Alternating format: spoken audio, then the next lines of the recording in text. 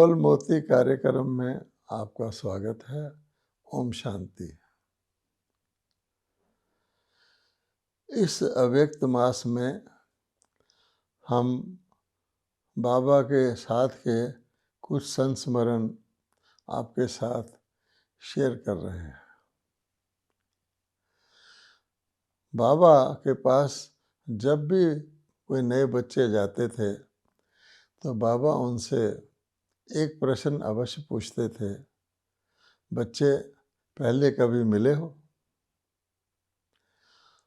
और जितने भी टीचर्स, जिनको हम पंडा कहते हैं, अपने स्टूडेंट्स को बाबा के पास पहली बारी लाते थे, वो रास्ते में ही उनको पढ़ा देते थे, सिखा देते थे कि देखो बाबा ये प्रश्न पूछेंगे कि पहले कभी मिले हो, और तुम कहना हाँ बाबा कल पहले भी मिले थे। ये टीचर भी बता देते थे, स्टूडेंट भी उत्तर दे देते थे, और ये पक्का बाबा हर बच्चे से पूछते थे।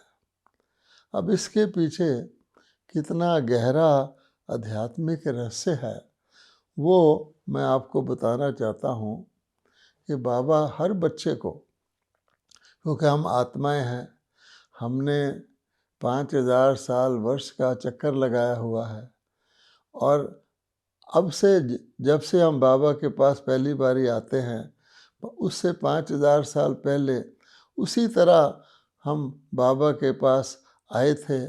हमारा लौकिक जन्म से बाबा के द्वारा स्पिरिचुअल जन्म हुआ था, तो जन्म घुट्टी जैसे होती है, उसमें बाबा ने हमको बहुत सार में सारा हमारा परिचय हमारी स्मृति में लाया, और हमें बाबा क्या देते हैं, हम किसके पास आते हैं, वो सारा बाबा हमारी स्मृति में लाते थे। और सहज संबंध, सहज याद, जिसको बाद में शास्त्र वालों ने योग लिख दिया बड़े बड़े कठिन, वो बाबा करवाते थे।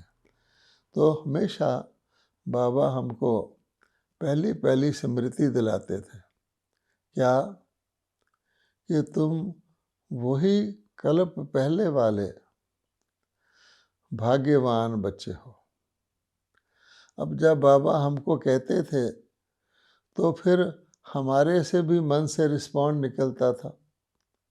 बाबा कहते थे तुम कल्प पहले वाले भाग्यवान बच्चे हो, तो हमें वो स्मृति आत्मा की आती थी, और फिर हमारे मुख से निकलता था मेरा प्यारा बाबा, प्यारा बाबा। अब ये हमारे शब्द निकलने से, एक इसको बाबा गोल्डन शब्द कहते थे, ये गोल्डन शब्द निकलने से परमात्मा के, बाबा के सारे ही खजाने, जिसमें ज्ञान का खजाना, गुणों का खजाना, शक्तियों का खजाना, उसके हम अधिकारी बन जाते थे। बाबा कहते थे कि जैसे बच्चा जन्म लेते ही पिता की सारी जायदाद का अधिकारी बन जाता है, तो मैं ब्रह्मा बाबा भी आपको परम पिता की जायदाद का वारिस बना देता हूँ जब तुम कहते हो मेरे प्यारे बाबा। और जब किसी की कोई चीज़ अपनी हो जाती है तो उसके ऊपर उसका अधिकार हो जाता है। जैसे बच्चे का अपने पिता की सारी प्रॉपर्टी पर जन्म लेते ही अधिकार हो जाता है। फिर बाबा कहते थे कि जब आपकी अपनी चीज़ हो गई तो उसकी स्मृति सहज रहती है, कि बाबा भी सहज याद में रहता है, और उसको मेहनत नहीं करनी पड़ती, और बाबा की प्रॉपर्टी भी हमारे को याद रहती है, और यही याद हमें फिर पुरुषार्थ कराकर उसके लायक बनाती है। तो बाबा कहते थे दो ही बातें हैं, एक तो परम धाम में रहने वाला पिता परमात्मा, और एक सतयुगी स्वर्ग की अंदर हमारा जन्म बादशाही। तो अलफ और बे, इसको बाबा कहा करते थे, अलफ अल्लाह, बे बादशाही। परम धाम और सतयुग स्वर्ग को याद करो, एक आँख में मुक्ति, एक आँख में जीवन मुक्ति रखो। इस प्रकार भिन्न भिन्न तरीके से बाबा सहज रीति से हमको ज्ञान में चलाते थे और इतने मनोरंजक तरीके से चलाते थे कि वर्षों गुजर जाते थे, हर बच्चे को बहुत खुशी होती थी। शाम के वक़्त बाबा बच्चों को पैदल ले जाते थे माउंट आबू में, और बीच बीच में रोक के पूछते थे, शिव बाबा याद है? और बच्चे भी, हम लोग बारी बारी बाबा की उंगली पकड़ते थे, तो अपनी टर्न का इंतज़ार करते थे। फिर बाबा वहाँ नक्की लेक पर एक एक राम मंदिर था, उसके सामने बैठ जाते थे। राम मंदिर के पुजारी को भी बुला लेते थे। उस समय बच्चे कभी कोई गीत कविता सुनाते थे, कभी बाबा सुनते थे, कभी कहते थे इन चीज़ों में क्या रखा है। तो दोनों प्रकार की हमें बहुत वो स्नेह युक्त बाबा की यादें आती हैं। अब मैं आपको बताता हूँ कि बाबा शिक्षा कैसे देते थे। उन दिनों भारत के अंदर कोई रेडीमेड गारमेंट बनने का सिस्टम नहीं था। फिर भी हांगकांग में कुछ सिंधी परिवार रहते थे, तो वहाँ से कुछ रेडीमेड ड्रेसेस जब वो माउंट आबू आते थे ले आते थे, और बाबा उन ड्रेसेस को रख लेते थे। कोई बच्चा जो ऑफिसर हो, नौकरी करता हो, उसको वो बाबा देते थे। तो एक बार ऐसा ही हुआ कि मैं बाबा से विदाई लेने गया, तो बाबा ने वो ड्रेस मुझे दी कि बच्चे ये तुम्हारे लिए है, तुम ऑफिसर हो, इसको यूज़ करना। तो उस वक़्त मैंने अपने लौकिक पिता की ड्रेस पहनी हुई थी, क्योंकि हम लोग जब मधुबन जाते थे वहाँ तो फिर हम कुर्ता पजामा ही पहनते थे, लेकिन लास्ट दिन, विदाई के दिन, हमको वापस अपने शहर में जाना होता था, तो हम लौकिक ड्रेस पहन लेते थे, क्योंकि इन दिनों कोयले वाले इंजन होते थे जिसकी खिड़कियाँ भी खुली होती थी। तो हम लौकिक ड्रेस पहन के विदाई लेने गया था, और वो मेरे पिताजी की लौकिक ड्रेस मैंने पहनी हुई थी। और पिताजी ने कुछ समय पहले शरीर छोड़ा था, वो भी ऑफिस में काम करते थे, तो उनके 30 लौकिक ड्रेस थे जो मुझे बिल्कुल फिट आता था। तो मैंने सोचा दुनिया के लोग ब्राह्मण को दान में दे देते हैं, मैं तो बाबा का बच्चा ब्राह्मण हूँ, मैंने वो रख लिए थे कि इकोनॉमी भी हो जाएगी और ड्रेस काफ़ी समय मेरे पास चल जाएंगे।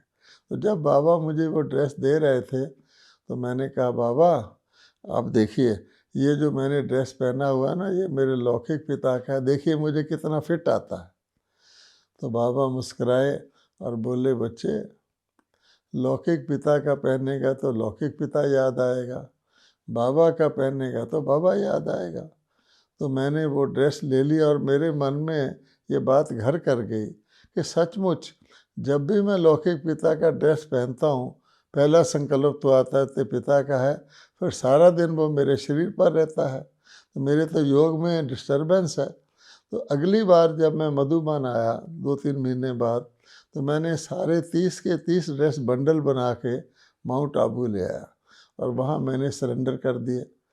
अच्छा, अब माउंट आबू में भी लौकिक ड्रेस कौन पहनता है, तो वहाँ बांट दिए गए। तो उससे अगली बार जब मैं आया, तो मैंने देखा एक भाई धोबी घाट पे कपड़े धो रहा है, और उसने मेरे पिताजी का पीला बूशर्ट पहना हुआ है। तो मैंने कहा, ओ मेरे पिताजी का पीला बूशर्ट। तब मुझे समझ में आया कि देखो, मैंने लौकिक ड्रेस का त्याग, पिता का ड्रेस त्याग भी दिया, उसको बंडल बना के सरेंडर भी कर दिया, और अब भी मेरे अंदर ये ख्याल, संकल्प आया कि पिता का ड्रेस अगर मैं इसको पहनता रहता वर्षों तक, तो मुझे तो लौकिक पिता ही याद आता रहता। इस प्रकार से बाबा हम बच्चों को शिक्षा देते थे। इसी प्रकार से बाबा की जो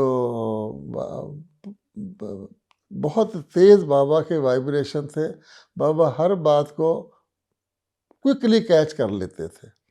तो हर बार जब कोई परिवार जाते थे बाबा के, अनन्य परिवार, तो एक बार उनको बाबा के साथ अलग से भोजन करने का चांस मिलता था। हम लोग उस चांस को बहुत खुशी से इंतज़ार करते थे। तो एक बार जब हमारे लौकिक परिवार को चांस मिला, उस वक़्त आम का सीज़न था, तो हर एक को एक एक आम भोजन के ऊपर दिया गया। तो मेरी माताजी को पता था कि मुझे आम बहुत पसंद है, तो मेरी माताजी ने बहुत, मेरे साथ ही बैठी हुई थी, उन्होंने बहुत चुपके से, बहुत दबका कर टेबल के नीचे से अपना आम मुझे ट्रांसफ़र कर दिया, ये सोचकर कि बाबा को पता नहीं लगा। मैंने भी ऐसे ही समझा कि हमने बहुत धीरे से टेबल के नीचे से ये काम किया है तो पूरा हो गया। जब भोजन पूरा हुआ तो बाबा ने कहा, लच्छू एक टोकरी में आम लाओ, और मुझे कहा, लो बच्चे ये ले जाओ। तब मैंने समझा कि बाबा ने उस बात को देख लिया है। इस प्रकार से बाबा की बहुत तेज़ परख शक्ति थी, कोई ये समझे कि मैं बाबा से कुछ छुपा के काम करता हूँ, ऐसा नहीं होता था। अब मैं आपको एक और घटना बताता हूँ कि बाबा को गीता के भगवान को सिद्ध करना बहुत पसंद था, आज भी है। बाबा कहते थे कि ये एक ऐसा टॉपिक है जिसके द्वारा परमात्मा का अवतरण ब्रह्मा के तन में छिपा हुआ है, और अगर इसको सिद्ध कर दोगे तो परमात्मा आए हुए हैं ब्रह्मा तन में, वो सिद्ध हो जाएगा। मैंने एक किताब बनाई थी, गीता का भगवान कौन है, बाबा की ही पॉइंट्स लेकर, और बाबा ने झोपड़ी में बैठकर वो सारी किताब मेरे से सुनी थी। उसमें कुछ करेक्शन भी कराया था और बोला था, बच्चे ये किताब तुम गीता का भगवान सिद्ध करोगे, जबकि मुझे संस्कृत भी नहीं आती। तो उन दिनों पटना में एक बहुत बड़ा मेला लगा था और उसमें चीफ मिनिस्टर ने आना था। उन दिनों में बहुत बड़ा ये काम गिना जाता था, स्टेशन के सामने मेला सजाया गया था और उसमें चीफ मिनिस्टर आना था। तो मैं अभी माउंट आबू पहुंचा ही था, अगले दिन ही बाबा ने मुझे कहा, बच्चे पटना में मेला लग रहा है, तुम वहाँ जाके ना गीता के भगवान का स्टॉल लगाओ। मैं खुशी खुशी चला गया और वहाँ जाकर मैंने एक वोट छपवाया, यानी उसमें कुछ पॉइंट्स लिखकर वोट छपवाया कि गीता के भगवान शिव हैं या श्री कृष्ण हैं। और वो वोट मैंने प्रिंट करके रख लिया और एक बॉक्स बना लिया। और उन दिनों हांगकांग की रोज़ी बहन आई हुई थी, उसके पास एक खिलौना था जिसके हाथ दबाओ तो उसके हाथ से कुछ निकलता था। तो मैंने वो वोट के फॉर्म उस खिलौने के अंदर डाल दिए। जो भी आता था उसको मैंने कहा, दबाओ इसको, तो वोट निकलता था। फिर मैं उसको समझा के कहता था, इसको भरो। तो काफ़ी लंबा वो मेला था, एक पूरी बोरी वोट की भर गई कि गीता का भगवान शिव है। मैं इतना खुश हो गया, मैं बोरी भर के माउंट आबू ले आया।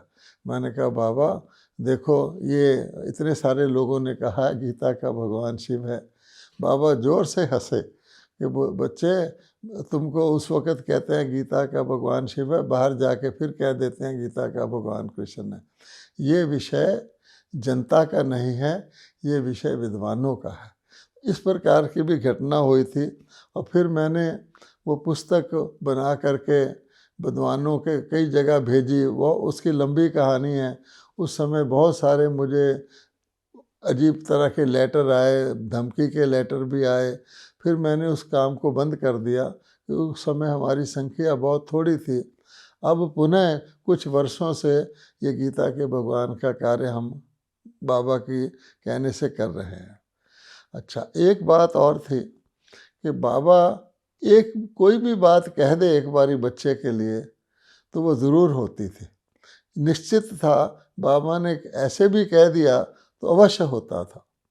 तो उन दिनों बहुत पहले की बात है, बाबा ने कहा था, जगदीश भाई हमारे सारा लिटरेचर लिखा करते थे, वो शास्त्रों के विद्वान थे और ज्ञान के आधार पर बहुत सारा ही लिटरेचर लगभग उन्होंने लिखा है। उन दिनों बाबा ने एक प्रेरणा दी कि बच्चे, हमारा एक मैगज़ीन भी होना चाहिए ब्रह्मा कुमारी का। तो उस समय जगदीश भाई ने वो मैगज़ीन लिखा और मेरी ड्यूटी थी उसको प्रिंट कराना, वहाँ जाके प्रेस में जाकर प्रिंट कराना, प्रूफ रीडिंग करना, बाइंडिंग कराना, इस तरह से। तो बाबा दिल्ली में आए हुए थे और जगदीश भाई और मैं पहला मैगज़ीन बाबा को भेंट करने के लिए गए। कमला नगर दिल्ली में छत के ऊपर बाबा के सब बच्चे इकट्ठे थे। तो हम गए तो बाबा को मैगज़ीन दिखाया जगदीश जी ने। बाबा ने पलट कर देखा। बाबा ने कहा, बच्चे अच्छा है। फिर बाबा ने कहा जगदीश भाई को, तू मेरा पहला एडिटर है और ब्रिज मोहन मेरा दूसरा एडिटर है। मैं बड़ा हैरान था कि मैं तो कुछ लिखना लेख लूख लिखना जानता नहीं, अब बाबा ने कह दिया बृजमोहन मेरा दूसरा एडिटर है। पर मुझे पक्का विश्वास था कि बाबा ने कहा है तो एक दिन मैं एडिटर बनूंगा। फिर क्या हुआ, कुछ समय बाद 15 महीने के लिए जगदीश जी, रमेश जी और अन्य की एक टोली बाबा ने विदेश में भेजी थी। वो 15 महीने भिन्न भिन्न देशों में गए थे। उस समय मैं नौकरी करता था फर्टिलाइज़र में। तो जगदीश जी ने मुझे कहा कि देखो ये मैगज़ीन 15 महीने तुमको चलाना है, मैं तो जा रहा हूँ। तो मैंने कहा जगदीश जी मुझे तो लिखना आता नहीं है, मैं तो एक कविता वगैरह एक लिख लेता हूँ, आप कहीं भी हों एक एडिटोरियल मुझे भेज दिया करो, बाकी मैं करूँगा। उन्होंने कहा ठीक है। तो मैं अपने ऑफिस से मैंने सोचा भारत में कौन कौन हैं जो लिख सकते हैं, लेख लिख सकते हैं, कविताएं लिख सकते हैं। तो एक राम ऋषि शुक्ल भाई लखनऊ के होते थे, वो बहुत अच्छी कविता लिखते थे, आज भी उनकी कविताओं के गीत बने हुए हैं, शिव स्वागत आज तुम्हारा आदि। तो मैं अपने स्टेनो से सबको लेटर भिजवा देता था, फिर वो मुझे लेख भेज देते थे, फिर थोड़ा उनको मैं एडिट करके छाप देता था। 15 महीने तक लगातार वो मैगज़ीन मैंने निकाली। और मैंने सोचा देखो बाबा ने कहा था बच्चे तुम सेकंड एडिटर बन जाओगे, मैं सेकंड एडिटर बन गया। लेकिन उस वक़्त मेरा नाम तो एडिटर के तौर पे नहीं उस मैगज़ीन में छपता था। मैंने सोचा इसमें क्या होता है, मैं सेकंड एडिटर बन गया। परंतु बाबा जो जो वरदान दे देता वो हो जाता है। जब मैं रिज़ाइन करके नौकरी से दिल्ली में आया पांडव भवन में, तो वहाँ एक मीटिंग हुई भाइयों की। उसमें ओम प्रकाश जी, आत्म प्रकाश जी, जगदीश जी, ये सारे भाई जो थे, मैं मीडिया वाले वो बैठे थे। उन्होंने कहा एक इंग्लिश में क्यों ना मैगज़ीन निकाली जाए, तो कौन निकालेगा। तो जैसे मेरा हाथ ऑटोमेटिकली उठ गया, मैंने कहा मैं निकालूंगा। तो 1981 में प्योरिटी मैगज़ीन हमने निकालना शुरू किया और 81 से लेकर अभी कुछ समय पहले तक लगातार वो मैगज़ीन निकलता रहा।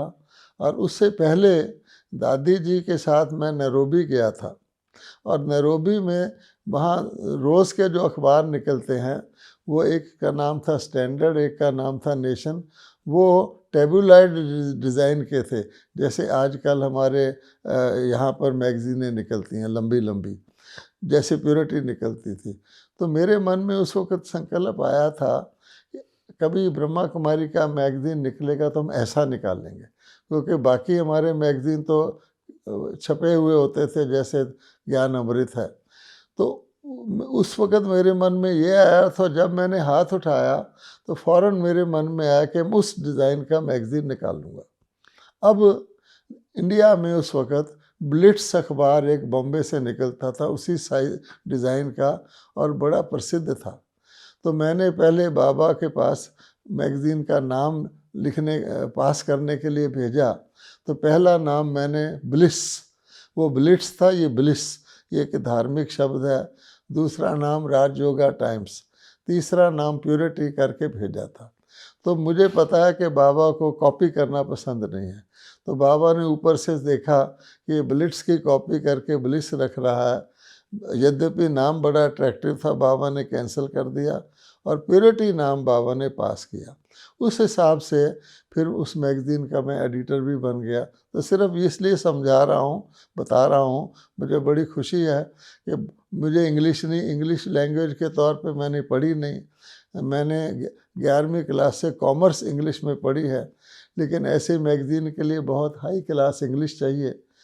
फिर भी मुझे बाबा ने मदद की और अन्य के सहयोग से वो मैगज़ीन बहुत सफलतापूर्वक चलता रहा। कहने का भाव ये है कि बाबा जो कहते हैं वो हो जाता है। इसी प्रकार से हम देखते हैं, मुझे याद आता है कि बाबा की जो आभा थी, बाबा की जो तपस्या थी, उससे बाबा की पर्सनैलिटी ऐसी थी कि वो अन्य सभी लोगों से अलग दिखते थे। उन दिनों सिस्टम ये होता था कि पांडव भवन में कोई नया व्यक्ति आए, उसको वेट करवाया जाता था कमरे में, और एक घंटी होती थी, वो पहले घंटी बजाता था। फिर हमारा वहाँ एक भाई रहता था जो घंटी सुनकर उसके पास जाता था। वो पूछते थे आप किससे मिलना है, क्या करने आए हैं। तो कई कहते थे बाबा से मिलना है, तो वो बाबा से मिलने के लिए उनको बाबा को बताते थे। तो उस वक़्त क्या था कि मैं बाबा के पास बैठा हुआ था, घंटी बजी और एक भाई आया, भागा भागा आया, बोला बाबा इनकम टैक्स वाले आए हैं। बाबा ने कहा बच्चों को भेज दो। अच्छा, बाबा का तो स्पिरिचुअल रुहाब और ऑरा इतना पावरफुल था। वो इनकम टैक्स वाले ऑफिसर तीन थे शायद, वो आए और बैठ गए। तो बाबा ने बोला आओ बच्चे। बोले बाबा हम इनकम टैक्स डिपार्टमेंट से आए हैं। बाबा ने कहा बाप को टैक्स लगाओगे? और बाबा ने बस इतना ही कहा। बोले नहीं नहीं बाबा, हम आपके दर्शन करने आए हैं। ऐसे मिल करके चले गए। तो कहने का भाव ये, जब तक बाबा शरीर में थे कभी हमको इनकम टैक्स वगैरह का नोटिस या इनकम टैक्स की फार्म भरने का नौबत नहीं आई। बाबा की पर्सनैलिटी ही ऐसी थी। तो बाबा हर एक को बच्चे के रूप से देखते थे और इस यज्ञ को एक ईश्वरीय कर्तव्य देखते थे। अब ईश्वरीय सेवा के कर्तव्य में इनकम टैक्स की तो बात आती नहीं। इसी प्रकार से मुझे याद है कि बाबा ने एक मुरली चलाई थी। उन दिनों चाइना के साथ वार हुआ था पहला पहला, और चाइना हिंदी चीनी भाई भाई कहा करते थे, लेकिन चाइना वालों ने नॉर्थ ईस्ट के बॉर्डर पर लड़ाई शुरू कर दी। और उस समय भारत इस प्रकार के युद्ध से के लिए तैयार नहीं था। उनके पास बहुत अच्छे गन्स थे ऑटोमेटिक, और भारत के सिपाहियों के पास बोल्ट एक्शन राइफल होते थे जिनमें बार बार गोली भरनी पड़ती थी। तो काफ़ी सारे भारतवासी उसमें शहीद हुए थे, सैनिक। तो उन दिनों बाबा की एक मुरली चली थी। तो बाबा ने कहा था कि बच्चे, ये नॉर्थ ईस्ट के हमारे लोगों की शक्ल भी चीनियों जैसी मिलती जुलती है, क्यों नहीं थोड़ा बहुत एडजस्टमेंट करके कुछ एरिया वो मांगते हैं उनको दे दें, शांति हो जाए, हमारे भारत के सिपाही इस तरह से ना मारे जाएं। इस तरह बाबा ने कोई मुरली चलाई थी। तो वो मुरली किसी तरह से सरकार के पास पहुंच गई थी, और सरकार इस बात को एक लिहाज से देखा जाए, सरकार के हिसाब से वो ठीक नहीं था कि कोई कहे कि अपने देश का कुछ हिस्सा दूसरों को दे दो। तो सरकार ने बहुत सीनियर ऑफिसर बाबा के पास भेजे थे पूछने के लिए। तो वो इसी प्रकार से घंटी बजी और वो उन्होंने कहा बाबा गवर्नमेंट के ऑफिसर आए हैं। बाबा ने कहा बच्चों को भेज दो। तो उन्होंने बाबा के कमरे में आते ही बाबा का सारा वो इतना वाइब्रेशन देखा, बड़े दुबक से गए। तो बोले बाबा ने बोला बच्चे किस क्या बोलो क्या बात है। तो उन्होंने बड़े धीरे धीरे नम्रता से कहा बाबा आपने ऐसा कह दिया है, हमारी सरकार के हिसाब से ऐसा नहीं कहना चाहिए था। बाबा ने कहा मैंने कब कहा? तो जिसने कहना था वो कह के चला गया। तो ब्रह्मा बाबा ने कही तो शिव बाबा की मुरली है। अब उनकी समझ में तो आया नहीं। वो बोले अच्छा बाबा, जिन्होंने कहा है आप उनको कह देना। ऐसे कह के फिर वो ओम शांति करके चले गए। तो कहने का भाव ये है, अनेक प्रकार की अनेक ऐसी ऐसी संस्मरण है जो इतने वर्षों में हमने देखे, और बाबा किस प्रकार से बहुत ही सहज रीति से, स्नेह की रीति से बच्चों की पालना करते रहे, अनेक प्रकार से बच्चों को अनुभव कराते रहे, बाबा और मम्मा दोनों। और जिन्होंने भी उनकी पालना ली है बाबा और मम्मा की, वो अब भी याद करते हैं। मुझे याद है एक बहुत अच्छा बैग जो होता है, हैंड बैग, जिसको ब्रीफ केस कहते हैं, वो उस समय हांगकांग से आया था। इंडिया में इतना शानदार ब्रीफ केस था, फोम लगा हुआ था, बाबा के पास कोई दे गया था। तो मैं दिल्ली में वीआईपी की सेवा के लिए जाया करता था। तो जब मैं मधुबन में था, बाबा ने कहा बच्चे ये बैग तुम ले जाओ और किसी से भी मिलने जाओ तो इसमें चिट्ठी डाल के ले जाया करो निमंत्रण। और सचमुच वैसे सूक्ष्म में तो बाबा मेरे साथ ही था, पर मैं उस बैग में चिट्ठी ले, अभी भी बैग वो मेरे पास है, मैं बैग में वो चिट्ठी डाल के ले जाता था तो मुझे इतना कॉन्फिडेंस होता था कि बाबा मेरे साथ और ये चिट्ठी बाबा के दिए वो बैग में जा रही है। और प्राय तौर पर जिन लोगों से भी मैं मिलता था, मेरे में वो शक्ति आ जाती थी वो निमंत्रण देने की, और वो प्राय मान जाते थे। कहाँ दिल्ली, कहाँ माउंट आबू, उन दिनों में कोई इतनी फास्ट ट्रेन्स भी नहीं होती थी, प्लेन भी बहुत दूर कहीं रुकता था तो भी वो ट्रेन से भी आ जाते थे। ये भी हमने देखा कि बाबा की हर चीज़ में शक्ति, और बाबा अपने साथ का अनुभव बच्चों को कराता है। ओम शांति।